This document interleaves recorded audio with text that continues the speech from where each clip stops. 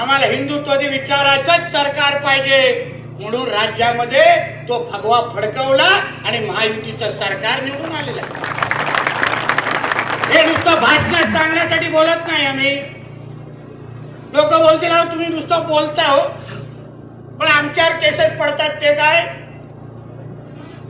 अधिकारी आमच्यावर अन्याय करतात. नाकाबंदीच्या इथे उभं केलं त्याला पण पठाण नावावाल्यालाच उभं केलंय तिकडे. काय जाधव आणि भोसले का नाहीत का आपल्याकडे? सगळ्याची नोंद आहे, तुम्ही लक्षात घ्या. सगळ्याची नोंद.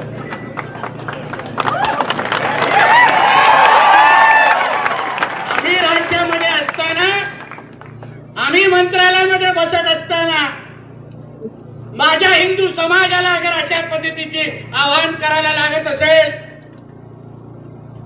बापूंसारख्या माझ्या हिंदुत्वादी सहकार्यांना इथे अशा पद्धतीचे पेटवण्याच्या भाषण करत असतील, करायला लागत असेल, तर यापेक्षा राजीनामा देऊन आणि घरी बसेन. मंत्रालयाच्या पायऱ्या आम्ही कधी चढणार नाही, लक्षात घ्या. आम्ही बसलोय, तुम्ही चिंता करू नका.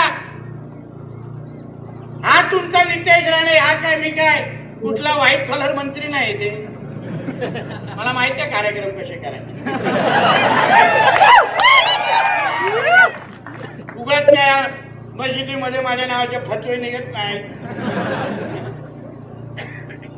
आणि याला काय वाटतं तिथून लांबून लांबून फोटो बिटो काढले, काय करणार माझं खूप बघितलं.